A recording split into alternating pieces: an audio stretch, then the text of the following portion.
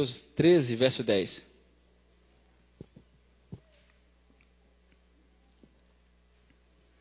Diz assim: os discípulos aproximaram dele e perguntaram: por que falas ao povo por parábolas? Ele respondeu: a vocês foi dado o conhecimento dos mistérios do reino dos céus, mas a eles não. A quem tem, será dado, e este terá em grande quantidade. De quem não tem, até o que tem lhe será tirado. Por essa razão eu lhes falo por parábolas, porque vendo, eles não veem, e ouvindo, não ouvem, nem entendem. Nele se cumpre a profecia de Isaías: ainda que estejam sempre ouvindo, vocês nunca entenderão. Ainda que estejam sempre vendo, jamais perceberão. Pois o coração deste povo se tornou insensível. De má vontade ouviram com os seus ouvidos e fecharam os seus olhos. Se assim não fosse, poderiam ver com os olhos, ouvir com os ouvidos, entender com o coração e converter-se, e eu os curaria. Mas felizes são os olhos de vocês, porque veem, e os ouvidos de vocês, porque ouvem. Pois eu lhes digo a verdade: muitos profetas e justos desejaram ver o que vocês estão vendo, mas não viram, e ouvir o que vocês estão ouvindo, mas não ouviram. Muito bem, até o verso 17. Jesus Cristo contou muitas parábolas. Na verdade, os evangelhos estão repletos dessas parábolas. Talvez a mais famosa dessas parábolas seja a parábola do filho pródigo, seguida por aquela parábola do bom samaritano, também muito conhecida, e a parábola do semeador. Mas tantas outras estão nos evangelhos. E nesse capítulo 13 de Mateus, nós encontramos 7 parábolas.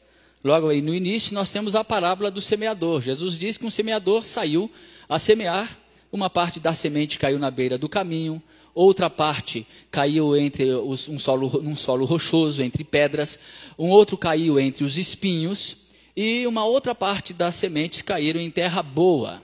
E somente a que caiu em terra boa, que produziu, e produziu muito, produziu até 100 vezes mais do que aquilo que havia sido semeado. A outra parábola que ele conta está logo à frente, no versículo 24 em diante, que é a parábola do joio, o trigo e o joio. Foi semeado o trigo cresceu, mas no meio do trigo cresceu também o joio. Então, os empregados dizem: vamos cortar o joio. E o patrão diz: não cortem o joio, para não correr o risco de cortar juntamente com ele o trigo. Deixe que na colheita nós faremos essa separação. Depois, uma outra parábola que nós temos é a parábola do grão de mostarda, que está aí no verso 31. O reino dos céus é semelhante a um grão, uma semente pequenininha, que tendo sido plantada por um homem, ela produziu, cresceu e se tornou uma árvore frondosa, aninhando ali os passarinhos. Uma outra parábola que nós temos aí é a parábola do fermento.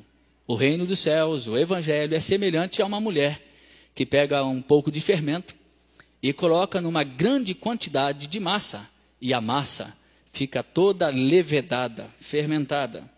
A outra parábola é a parábola do tesouro escondido. Jesus disse que um homem encontrou um tesouro que estava escondido no campo, e então ele manteve aquele tesouro escondido, vendeu tudo o que ele tinha e voltou lá e comprou aquele campo que tinha um tesouro escondido.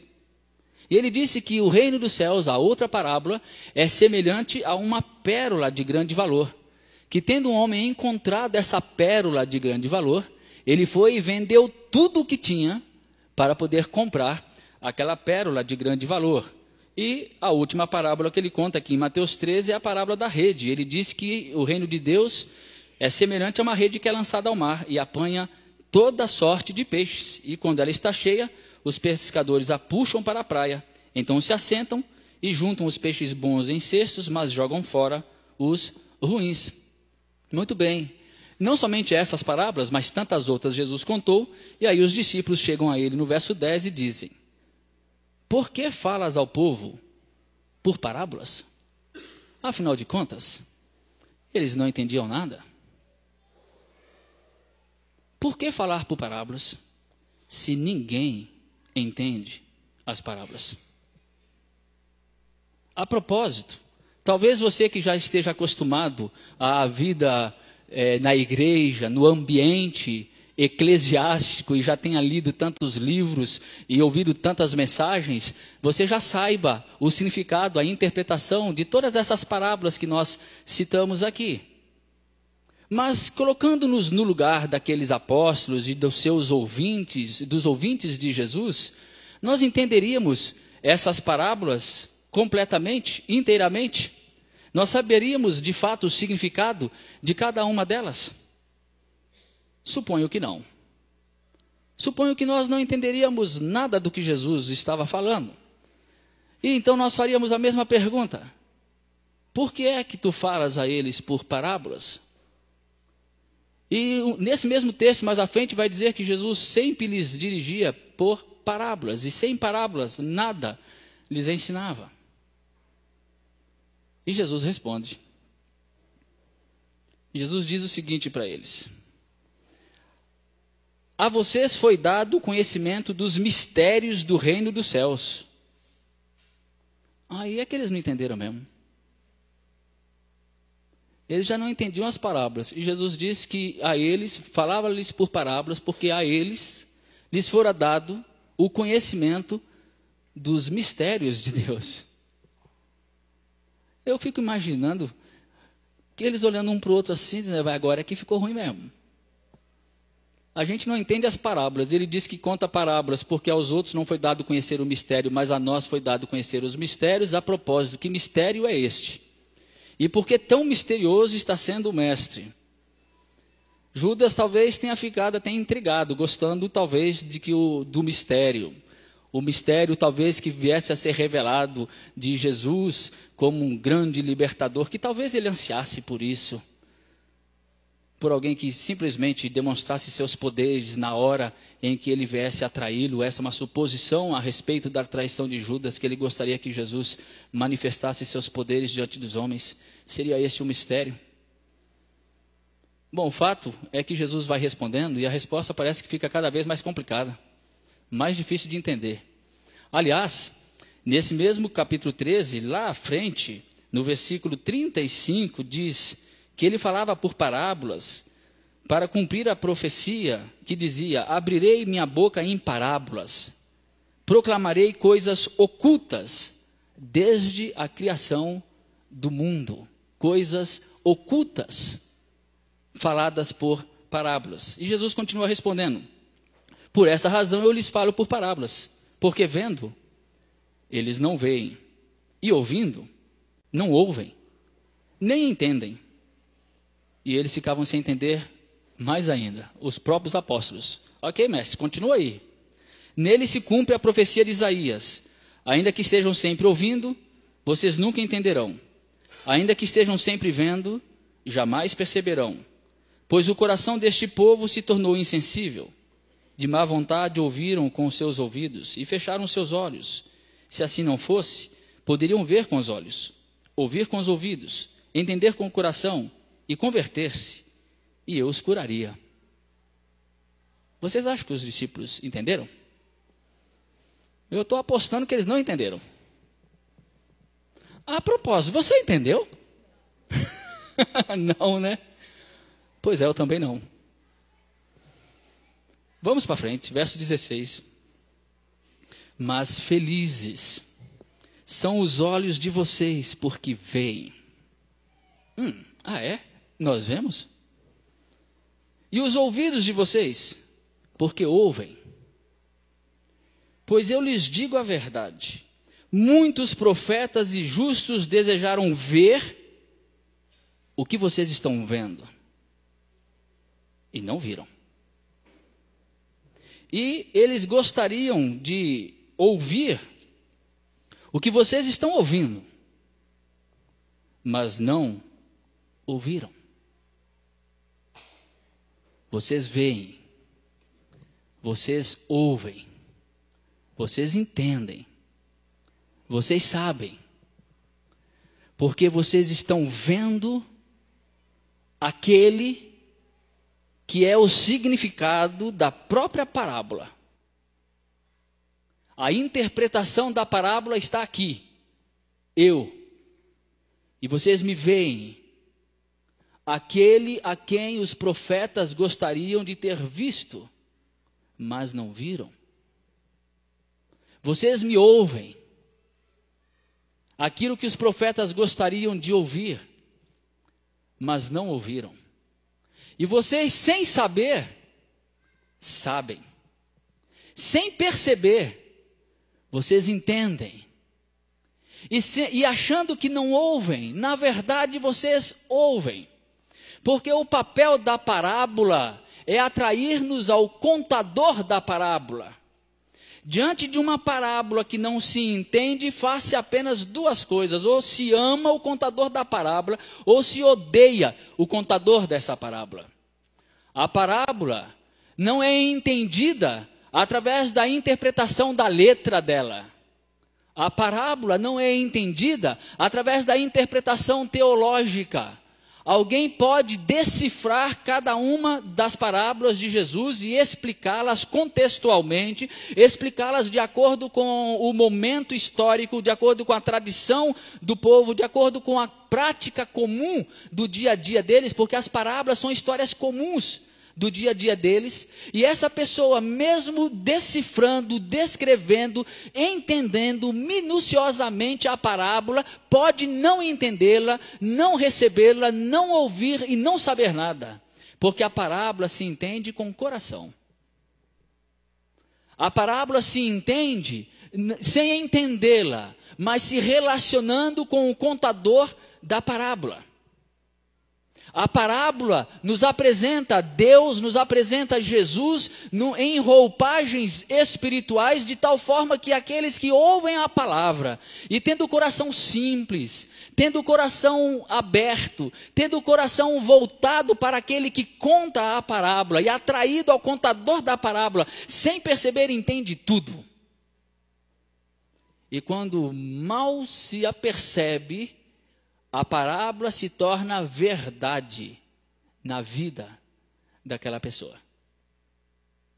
Ela pode não entender o significado das letras, mas ela percebe rapidinho que há algo que foi plantado em seu coração, uma semente como grão de mostarda, e que está crescendo e tomando a sua vida, e que ela é atraída àquele contador da parábola, e ele é essa semente plantada no coração e a sua mensagem das boas novas do Evangelho.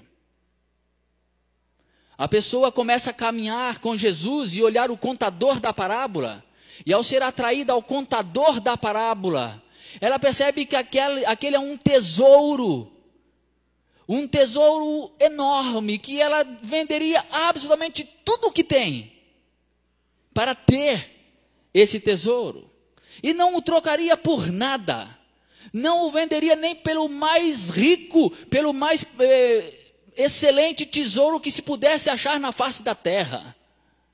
Ela olha para esse Jesus e olha para aquele pai relatado nessas parábolas, e a sua alma é entregue, é envolta numa alegria indizível, a tal ponto de que sem que ela possa saber como aconteceu aquilo, ela tem em seu coração, em sua vida, um tesouro inestimável, e que não haverá nada nessa vida e nem na morte que a faça desistir desse tesouro, que é Jesus. Ela começa a perceber que o terreno do seu coração era aquela terra boa. Aquela terra boa na qual a semente caiu. E que aquela terra boa recebeu aquela semente do Evangelho, aquelas palavras de vida daquele pregador, daquele mestre, daquele andarilho, daquele peregrino de Nazaré. E as palavras daquele peregrino atingiram o coração com tal força. A semente foi plantada a fundo e começa a frutificar. E aquilo começa a tomar a sua vida. E ele ama aquilo que ele está vendo e ouvindo. Ele ama a quem ele vê, e ele ama o que ouve da boca daquele homem. E amando, é atraído a ele, e o seu coração é cheio de amor, e ele começa a ver as coisas, as pessoas com outros olhos. Ele busca aquele homem, busca aquele pregador, porque quer ouvir mais desse pregador. E essa palavra vai frutificando, vai produzindo a 30, a 60, a 100 por um, porque começa a jorrar vida, do seu interior fluirão rios de água viva. Disse Jesus: se você beber da água que eu lhe der, essa água jorrará. Do seu interior fluirão rios de água viva. E é assim que acontece. A pessoa começa a perceber que aquela história que ele contou, do fermento, que leveda toda a massa, aquilo aconteceu com ele. Aquilo está dentro dele, é um fermento que vai tomando a vida toda. E quando ele mal se percebe, ele já está tomado por aquele pregador, pela mensagem dele, pela vida dele, pelo ser dele, pela pessoa dele e pelas boas novas de salvação dele, a tal ponto que ele diz claramente que o ama e que não há nada mais valoroso e maravilhoso do que ele na vida. E vai dizer, como alguém já disse, que se quisesse abandonar Jesus, não poderia. Mas se pudesse, não quereria. É assim quando o evangelho alcança o coração de pessoas que se enxergam como cegos e passam a ver, que se veem como cegos e de repente estão vendo aquilo que jamais imaginariam poder ver. O apóstolo Paulo fala de um mistério oculto das gerações anteriores, mas que foi revelado agora, e o mistério é Cristo. Se Jesus diz: a vocês foi dado conhecer o mistério é Ele. O mistério é a mensagem de que nele nós fomos reconciliados. A mensagem é de que nele nós somos salvos. O mistério é a mensagem desse Cristo que veio ao mundo porque nós fomos amados. E por amor ele se entregou e nos reconciliou. E nós somos reunidos e nós somos feitos filhos de Deus. Esse é o mistério. Pessoas comuns, pessoas simples, prostitutas, ladrões, mentirosos, arrogantes, egoístas, presunçosos, desobedientes, foram feitos novas criaturas. E não precisa entender nada. É uma questão de relacionamento em fé. E é um relacionamento que se dá em verdade. É um relacionamento que se dá na realidade da vida e não nas máscaras que nós costumamos colocar em nossa vida, em nossos rostos. É relacionamento que acontece pela via da exposição nua e crua do nosso ser. É por isso que Jesus diz aqui, a respeito daqueles que acham que veem, mas não veem. Que ouvem, mas na verdade não ouvem.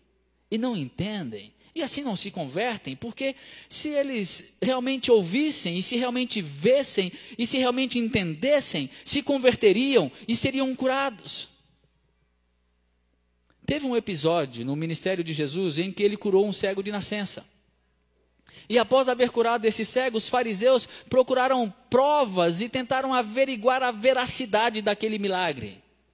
E depois desse homem ter sido arguido, interrogado pelos fariseus durante um bom tempo, Jesus encontrou este homem e Jesus então o abençoou e disse que ele era o Cristo, o Filho do homem, em quem ele deveria crer. Ele diz: eu creio, e adorou a Jesus. E Jesus diz: eu vim ao mundo para que aqueles que não veem, aqueles que são cegos, vejam.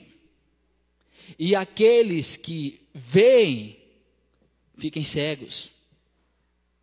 E os fariseus então dizem: por acaso está o Senhor insinuando que nós somos cegos? E Jesus diz: se vocês fossem cegos, vocês estariam vendo. Mas como vocês acham que veem, permanece o pecado de vocês. Essa presunção de achar que enxerga, essa presunção de achar que tem direito a Deus, a graça, a bênção de Deus, através do seu próprio esforço, através do seu próprio mérito, através da sua obediência pessoal à lei, e através da obediência cega a ritos puramente humanos, isso é cegueira completa. Aqueles que olham para si mesmos de forma presunçosa, arrogante, achando-se guias de cegos, achando-se detentores da verdade, achando-se o suprassumo da santidade, o exemplo maior daquilo que é puro, daquilo que é reto, daquilo que é obediência, esses permanecem na cegueira e jamais verão. Pelo contrário, farão como fariseus, se afastarão do mestre. Mas aqueles que são cegos, aqueles que não veem, aqueles que olham para si mesmos e se enxergam espiritualmente cegos, mortos, indignos, perversos, pecadores, esses vão ver, esses vão enxergar. A esses o Evangelho alcançará com um poder avassalador para transformar completamente a vida dessa pessoa. Então é preciso ser cego para poder ver. É preciso ser surdo para poder ouvir. É preciso saber-se totalmente incapacitado para entender, a fim de que se entenda. E isso somente será possível quando nós nos aproximamos desse pregador, desse contador de parábolas, e paremos de nos preocupar com as letras e olhemos para a pessoa. E confiemos na pessoa, e creiamos naquela pessoa que conta essa parábola, que conta essa verdade, e que fala de si coisas grandiosas, e crendo naquilo que ele fala de si mesmo, e dando razão a ele, e caminhando após ele, os ouvidos que eram surdos passam a ouvir. Mas isso acontece à medida em que a pessoa se apercebe, percebe a si mesma como surda. Mas quando ela acha que ela tem ouvidos muito bons para ouvir, ela não consegue ouvir nada. Da mesma forma, quando a pessoa se apercebe como indigna, como pecadora, ela olha para si mesma em verdade, em realidade, não camufla as verdades do coração. E se aproxima dele com essa verdade, por mais que possa considerar essa verdade, essa realidade feia, horrível, nojenta, triste, ao aproximar-se dele assim, com o coração livre, então essa pessoa passa a enxergar e torna-se realidade em sua vida aquilo que ela mais desejaria ter e que não sabia como alcançar. E de repente ela percebe que aquilo a alcançou, sem que ela nada tivesse feito, a não ser prostrar-se diante daquele pregador. Assim foi com aquela mulher adúltera, que entrou na casa de Simão, e lançou-se aos pés de Jesus, e chorava, banhava os seus pés com lágrimas, e enxugava com seus cabelos. E o Simão condenava tanto a mulher da vida, como a Jesus, que não percebia que uma prostituta, uma mulher adúltera estava fazendo aquilo com ele. Aquela mulher tinha sido atraída ao pregador. Ela já tinha ouvido as palavras dele, certamente. E ela já tinha desnudado sua alma diante de Jesus. Vá em paz, os teus pecados estão perdoados. Foram as palavras de Jesus para ela. Mas sabe, eu temo de que muitos de nós aqui sejamos como os fariseus. Talvez nós sejamos como os fariseus, não na mesma medida ou da mesma maneira em que eles eram cegos, achando que viam. Porque não é simplesmente a presunção arrogante de achar-se qualificado, de achar que por si mesmo é capaz de obedecer e de conquistar o favor de Deus, que torna alguém cego. mas tornamo-nos cegos e incapazes de ouvir, incapazes de ver, incapazes de entender, à medida que nós não nos encaramos e paramos de usar máscaras diante de Deus. À medida em que nós, muitas vezes, nem nos aproximamos de Deus em oração, pelo fato de que olhamos para nós e enxergando nossos erros, nossa condição humana pecadora, a gente, ao invés de irmos àquele que é poderoso para perdoar, poderoso para reconciliar, poderoso para transformar a nossa vida, nós nos afastamos dele, nós não o buscamos, não o procuramos, porque ficamos remoendo os nossos pecados, os nossos erros, as nossas falhas, a nossa condição humana e vivamos uma vida horrível. Isso também é cegueira. Porque enxergar a graça é depositar todas essas nossas mazelas na cruz, diante da cruz de Cristo, aos pés dele, e não afastar-nos dele. É cegueira também, não somente quando nós nos afastamos por conta de nossos erros e não nos aproximamos, mas quando nós também não queremos nem saber da existência desses erros em nossa vida, da nossa real condição perante esse Deus, perante esse Jesus. Quando nós não damos nome, quando nós não olhamos a nossa verdadeira condição e achamos que somos bons, e não percebemos que os nossos melhores atos são trapo de imundícia diante de Deus. Talvez diante dele, o melhor que você e eu poderíamos fazer é ficarmos silenciosos, calados. Porque se você e eu não conhecemos minuciosamente as profundezas do nosso coração e todas as lutas, dificuldades, erros e acertos que nele estão, se o seu ser é misterioso a você mesmo, pode saber que ele não tem mistério nenhum para Deus. Se nós vamos a Deus com máscaras, se nós vamos a Deus com palavras bonitas, se nós vamos a Deus como aquele fariseu que batia no peito e dizia que dava dízimo de todas as coisas, jejuava 3 vezes por semana e não sou como aquele publicano pecador, e se eu chego assim perante Deus com essa presunção, ou então eu chego como aquele publicano que diz, ser propício a mim pecador, Deus conhece tudo o que está dentro de nós.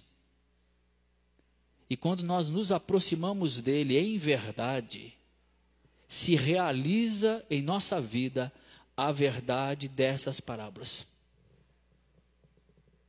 O fermento do evangelho entra na nossa vida. A semente como grão de mostarda é plantada em nosso coração. O tesouro valioso nós o encontramos.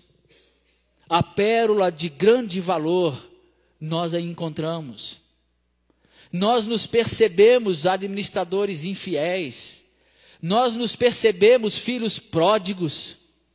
Nós nos percebemos pessoas perdidas e que foram achadas. Nós nos percebemos pessoas que foram amadas quando mereciam só repreensão e condenação. Nós percebemos a verdade daquelas parábolas todas contadas por Jesus se realizando em nosso ser, mesmo que nós não possamos falar uma única palavra daquelas parábolas com entendimento. Mas o entendimento estará aqui, no coração. Bastando que nós saibamos, somos cegos e há alguém que me faz ver. Eu sou surdo, há alguém que me faz ouvir. Eu não tenho nenhum entendimento, mas há alguém que me faz entender mistérios profundos que não é possível ser explicado por nenhuma palavra dessa terra. E aí, nós vemos o que Jesus falou aos seus apóstolos, coisas que são até contraditórias. Ele diz para os apóstolos, eu vou para um lugar e vocês não podem ir, vocês não sabem o caminho. Logo em seguida ele diz, vocês sabem o caminho. Eu sou o caminho. E depois dizem, mostra-nos o Pai. E ele diz, vocês me veem. Então vocês veem o Pai. Vocês não entendem, mas vocês entendem.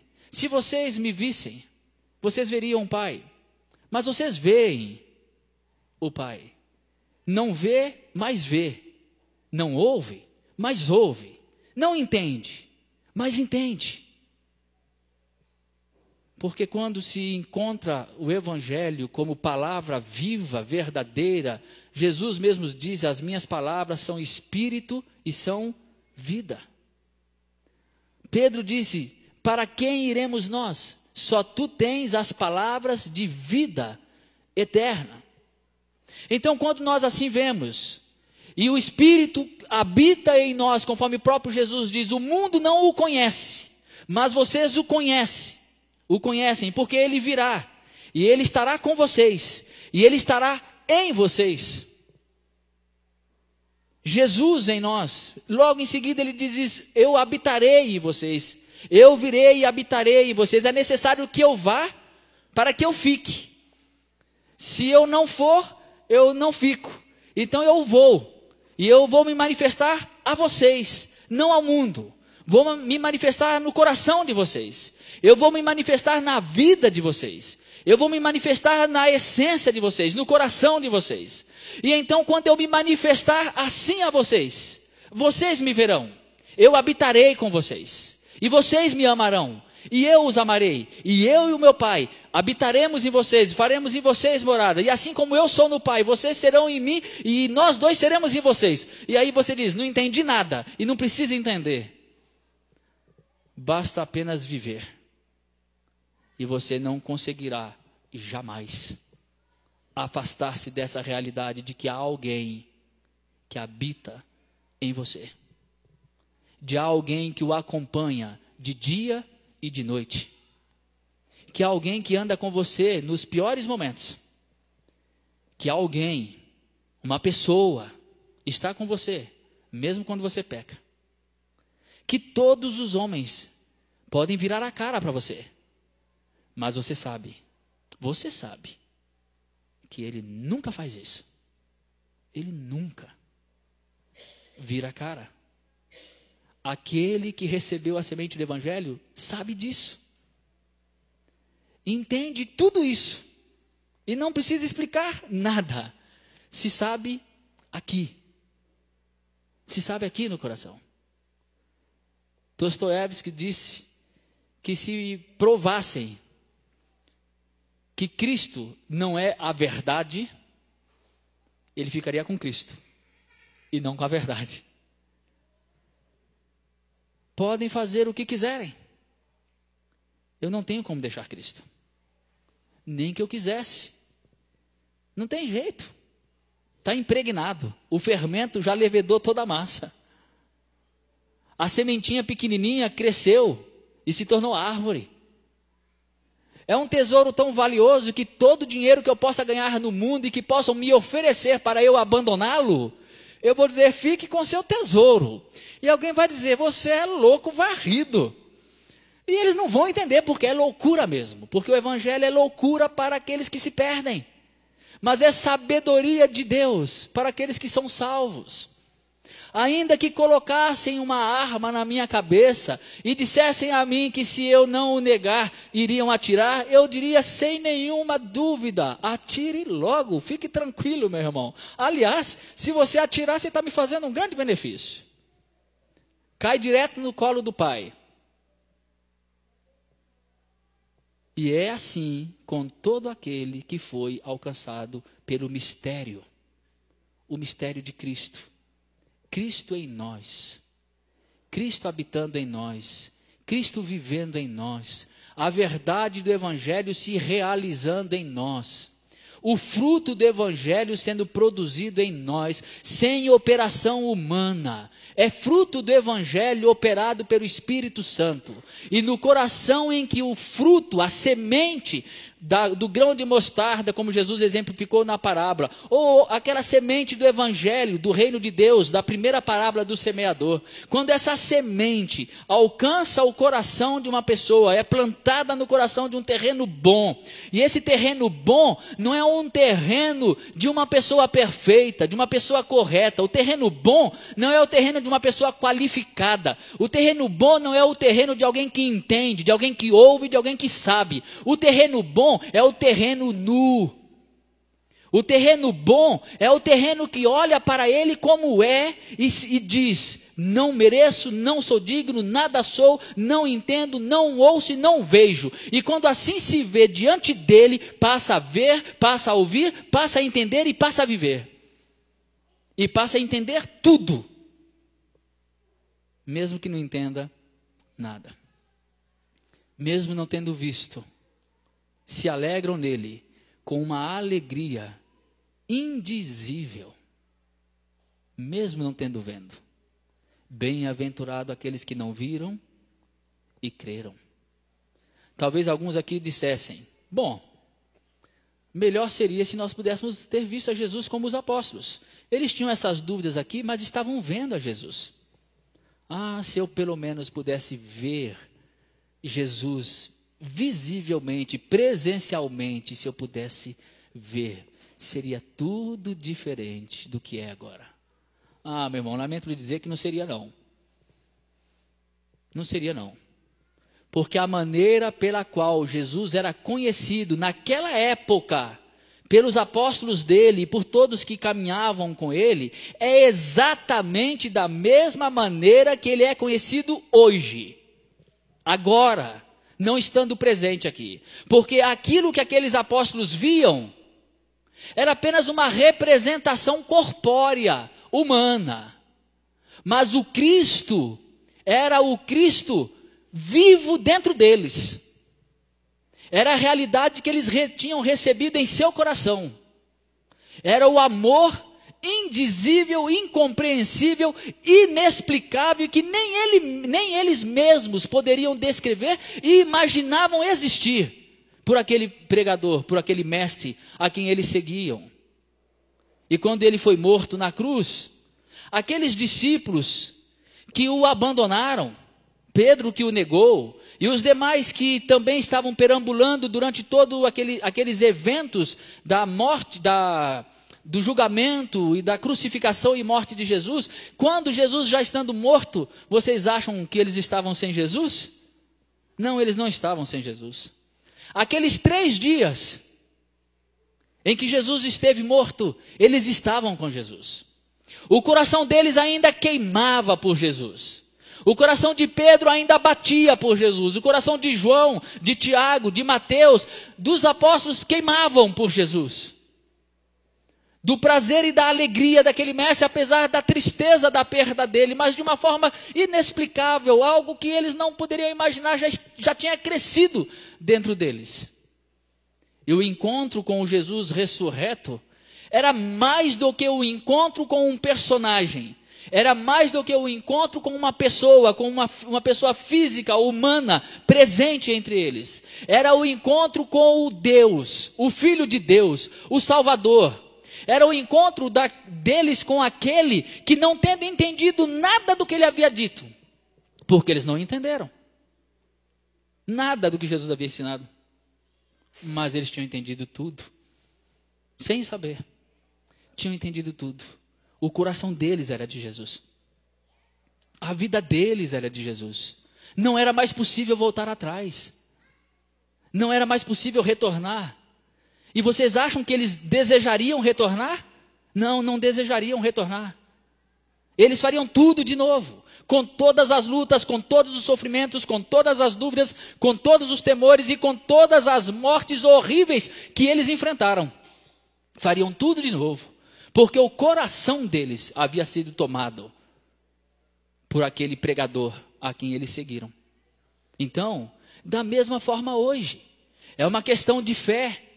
É uma questão de crer nele, é uma questão de dar razão a ele, é uma questão de despir-se de si mesmo, é uma questão de abrir mão do seu ego, É uma questão de abrir mão de toda essa parafernália que nos prende, que nos rodeia e que nós achamos que dão significado à nossa existência. E então render tudo a Ele. E entender que tudo nos vem dEle.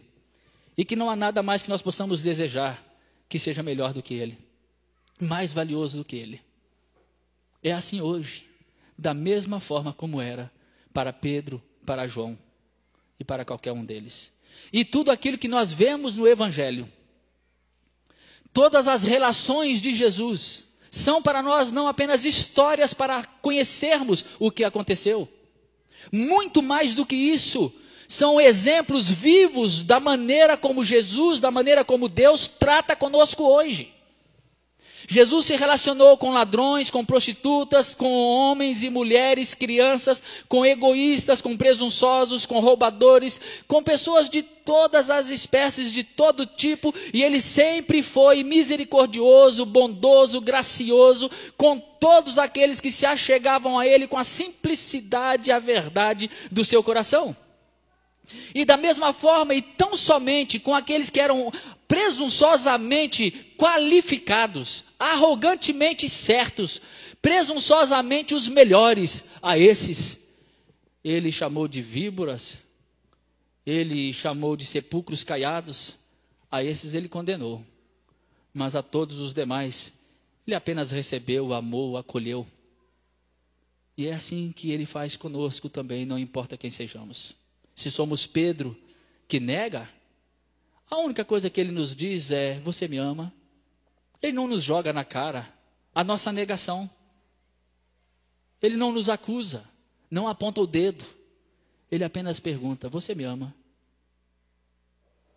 E perguntará isso 2, 3, 4, 10 vezes, porque o que ele gosta de ouvir e quer ouvir é a sinceridade de um coração pecador, falho, frágil, que nada sabe, nada entende, nada ouve, mas que diz: eu amo. Nós vamos participar da ceia daqui a pouquinho. E eu vim de uma igreja, a igreja presbiteriana, que uma pessoa para ser recebida e aceita à mesa do Senhor,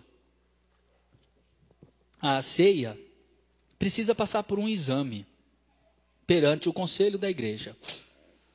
Embora naquele período eu fizesse, e aqueles meus amigos, irmãos do conselho, também eu creio sim que faziam com seriedade, com sinceridade, com devoção, com respeito àquela pessoa à nossa frente, ainda que fosse assim, eu reconheço que era uma presunção muito grande achar que nós somos autorizados a aferir a fé de alguém através de um interrogatório.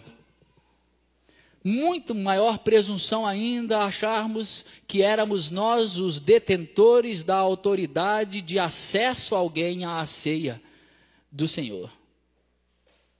Não, a ceia do Senhor é para todo aquele que creu e que recebeu a boa semente do Evangelho. Então a única coisa que deveríamos fazer, aquele que diz crer, aquele que disse acolher essa salvação, aquele que disse que recebeu o Evangelho, já que eu sou incapaz de poder conhecer os mistérios daquele coração, a única coisa a fazer é abraçar, acolher e dizer: seja bem-vindo à mesa, meu irmão. Seja bem-vindo para comer do pão e do vinho, esse mistério que representa a nossa comunhão com Cristo em sua morte e ressurreição. Coma do pão e beba do cálice daquele Senhor que morreu, deu a vida por você. E essa pessoa, ainda que seja no primeiro momento de sua conversão, no primeiro momento da sua aceitação dessa mensagem do Evangelho, quando ela reconhece a si mesmo perante Cristo e o acolhe em seu coração pela fé, ainda que seja naquele exato momento, mesmo que nada ainda visivelmente tenha mudado em sua prática, em suas atitudes, porque o conselho fazia esse exame para averiguar se tinha havido realmente mudança na vida da pessoa. Presunçosa arrogância dos presbiterianos e minha também, quando estava junto com eles fazendo isso. Não temos nenhuma competência para isso. Os mistérios do coração, só Deus sabe. E já que não somos capazes de aferir isso, apenas demos as boas-vindas a eles. Mas nesse exame eu encontrei uma mulher que não sabia nada. Rapaz, essa mulher trocava tudo, homem. Ela trocava Noé por Pedro. Ela perguntava se na época de Noé Jesus já estava entre os homens. Ela não sabia nada, ela errou tudo. Ela não acertou uma única pergunta, Zezinho. Nada, nada. As coisas mais simples, ela não respondia. Ela errou tudo. Tudo, tudo, tudo, tudo, tudo. E o que você me diz de Jesus? Ela, eu amo Jesus. E eu sei que Ele me ama. Jesus é a coisa mais importante na minha vida. Ele é tudo para mim. Ela não sabia nada, mas sabia tudo. Ela não entendia nada, mas já tinha entendido tudo. A última notícia que eu tenho dessa senhora é que ela continua só sabendo isso. Eu amo a Jesus e sou amada por Ele. E você sabe o que acontece com a vida dessa mulher? Onde ela passa, ela é um exemplo de amor, de bondade, de compaixão, de misericórdia. O Evangelho se realizou na vida dela. Isso é o Evangelho, isto é o mistério, essa é a parábola sendo realizada na vida e não através das letras do entendimento do significado dela. Ainda que Jesus tenha dado a explicação da parábola do semeador e da parábola do joio para os seus discípulos, mesmo que não tivesse dado, pouca diferença faria, porque algo já havia acontecido no coração. Essa verdade do coração é que torna a verdade tudo do Evangelho para nós. Você quer saber se é verdade? Pratique. Você quer saber se o mandamento é bom? Pratique. Você quer saber se o Evangelho de fato cumpre aquilo que ele diz que faz? Pratique. Lance-se, jogue-se, abra o coração e vá diante dele como você é, sem mentiras, sem falsidades, na verdade e na realidade do seu coração. Aí, todos os significados de todas as parábolas ditas por Jesus, aquelas que você ouviu e aquelas que você não ouviu, todas aquelas que você não entendeu, se realizarão em você, no seu coração, e você saberá tudo o que se tem que saber. E quando você comer o pão, você pode até não saber explicar o significado desse pão. Quando você beber o vinho, você pode não saber o significado desse vinho. Mas quando você apenas o recebe como representação e alimento que nos vem de Cristo como ordenança dele, privilégio dele em nos dar esse mandamento, bebei dele todos, comam dele todos, façam isso em memória de mim, todas as vezes, até aquele dia em que eu beberei novo com vocês. Esse é o meu respirar.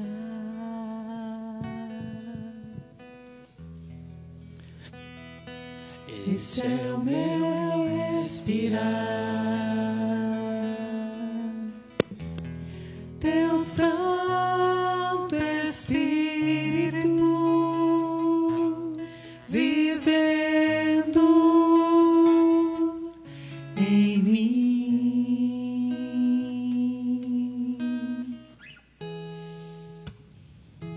E este é o meu pão.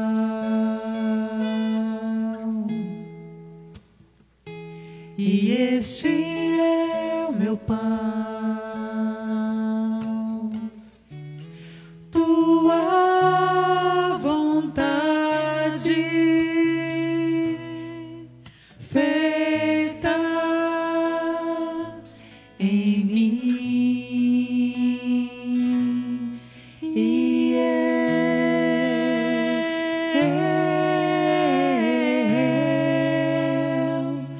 eu nada sou sem ti.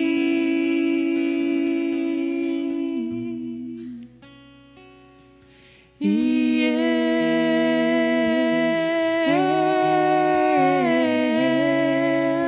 eu perdido estou sem ti.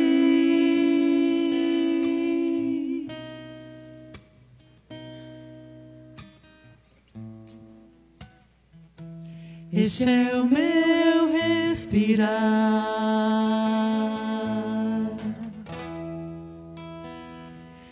Este é o meu respirar,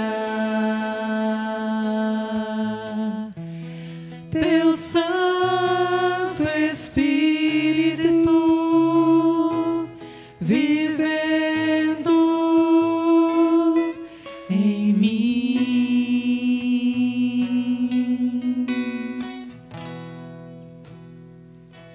E este é o meu pão,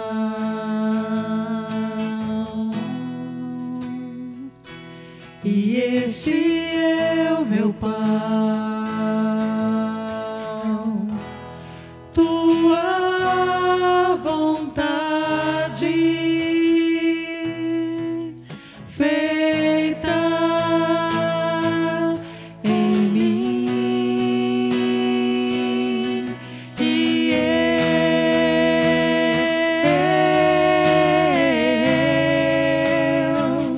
eu nada sou sem ti.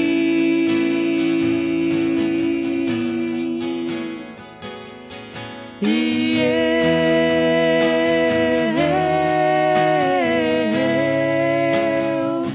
perdido estou sem ti.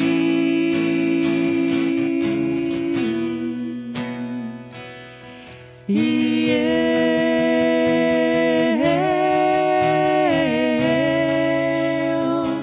eu nada sou sem ti.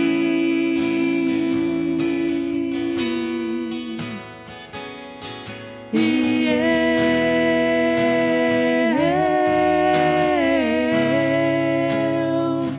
perdido estou sem ti.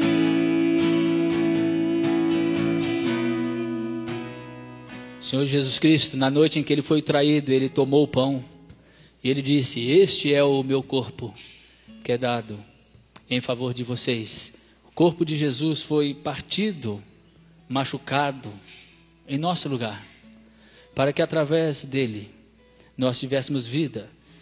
E sobre o vinho, ele disse: este é o cálice da nova aliança no meu sangue. Sangue que é derramado para a remissão de pecados. E diz Pedro que sem derramamento de sangue não há remissão de pecados. Jesus nos lavou pelo seu sangue. Nós tivemos as nossas vestes lavadas no sangue do Cordeiro, o sangue que purifica. Aqueles que assim creem, recebem a bênção da salvação, da vida eterna, de Cristo habitando neles. O mistério se realiza, a comunhão íntima com Jesus Cristo. Vamos comer o pão e beber o cálice da nossa salvação.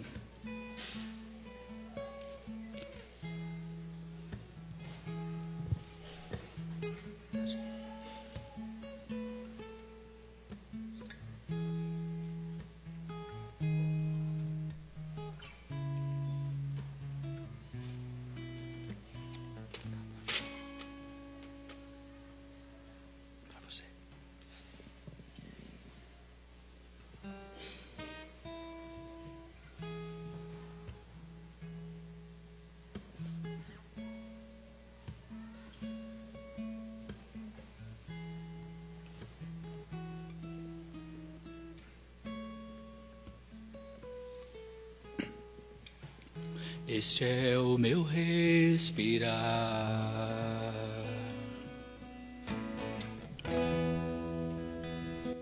este é o meu respirar. Vamos colocar em pé, vamos dar as nossas mãos e vamos cantar. Espírito vivendo em mim.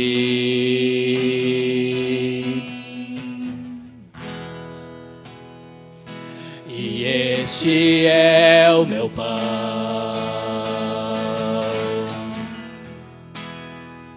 e este é o meu pão, tua vontade feita em mim.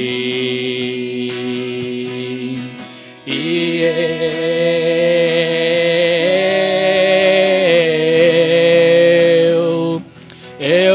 nada sou sem ti.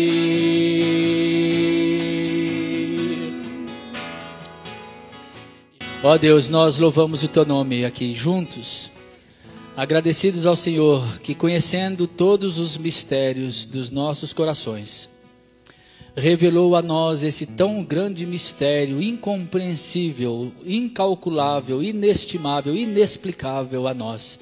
Cristo, o Senhor, o teu Espírito vivendo em nós. Obrigado por essa semente do Evangelho que foi plantada em nosso coração. Obrigado por esse fermento que foi misturado à nossa vida. Obrigado por esse tesouro tão valioso que nós encontramos. Obrigado por essa pérola de grande valor. Obrigado, ó Deus, porque o privilégio do teu reino em nós, da tua presença em nós, é algo tão extraordinário, tão divino, tão misterioso, que a única coisa que nós queremos é nos lançar em ti, vivermos para ti, sermos de ti toda a nossa vida, porque sem ti nós nada somos, sem ti nós estamos perdidos, e nós desejamos a tua presença a cada momento, e nós queremos juntos dizer que te amamos, que sabemos que o Senhor é o que é de mais valioso em toda a nossa existência, e que nós caminhamos para ti e queremos estar para sempre contigo. Amém e amém.